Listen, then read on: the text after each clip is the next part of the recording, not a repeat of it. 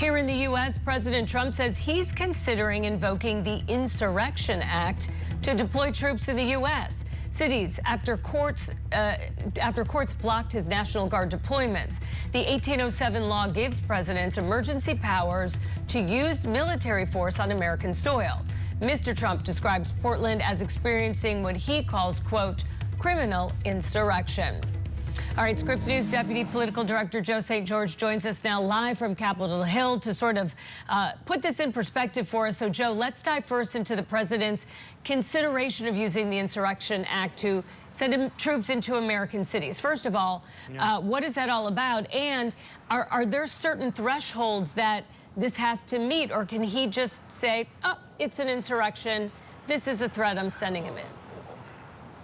Well, look, any gray area is going to mean a lawsuit, right? I mean, that seems to be what has been the traditional pattern in D.C. all year.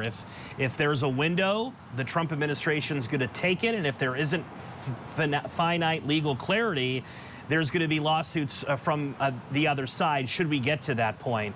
Just to start with your question, though, about the Insurrection Act, remember, that would increase the temperature in what is already a boiling issue in many Democratic cities already. The president has attempted to send or fully send the National Guard into D.C. and L.A. and Memphis, Portland, Chicago, but he hasn't gone that next step in declaring an insurrection. I mean, think about it. The president, by implementing the Insurrection Act, would essentially be declaring an insurrection in the city of Chicago, a city known for Democratic politicians, officials, progressive views, a Democratic governor that has been very critical of the Trump administration, Governor J.B. Pritzker, seen as a 2028 possible presidential candidate. So the temperature in all of this would just be, if it's not boiling now, it'd be boiling if that would occur. From a city standpoint, the two cities that have gotten the most attention this week, Portland, Oregon, and Chicago, Illinois. The federal district courts have said, for the moment, that the president can't mobilize the Oregon National Guards, can't send in Texas National Guard to Oregon. However, there has been no such order given to the city of Chicago, hence why tweets like this, social media posts like this from Governor Abbott of Texas, the governor posting this on his social media account shortly before 9 o'clock last night. It's a picture of, quote, the elite Texas National Guard, ever ready, deploying now. And it's clear the president is leaning on his close relationship with conservative-leaning Texas, conservative Governor Greg Abbott of Texas, to use the Texas National Guard into Chicago, again, presuming that's where that flight was heading. Now, in Chicago, a hearing has been set for Thursday regarding the use of the National Guard. The judge wants to know where would these National Guard men and women be going? What municipalities would they be involved in? So we're not getting that quick, immediate order saying no out of Chicago like we got out of Portland, Oregon. As far as the Insurrection Act goes, President Trump said this about the ability for him to use it yesterday at the White House. Well, I'd do it if it was necessary. So far, it hasn't been necessary, but we have an Insurrection Act for a reason.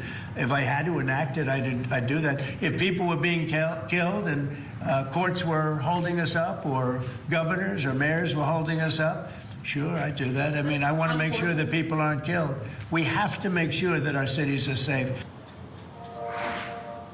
We can't stress this enough. Chicago local leaders, they don't want the National Guard. The governor of Illinois, he doesn't want the National Guard, and yet the Trump administration believes this is the right move politically to try to bring down the crime rate, bring down the homicide rate in the Windy City. So, Holly, this is a fight, a legal battle that's not going away anytime soon.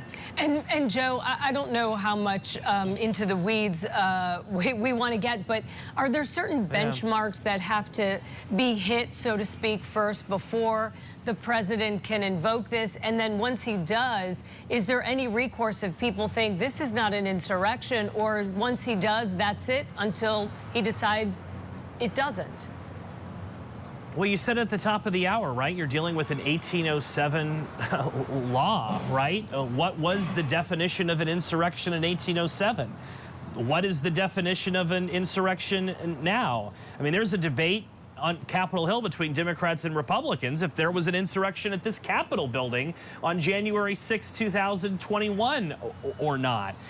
So it could be one of those situations. I don't want to forecast too much into the future, but we could be, if this order is ever given by the president to declare the Insurrection Act and use the Insurrection Act, you would likely have a legal battle ensuing over the definition of an insurrection.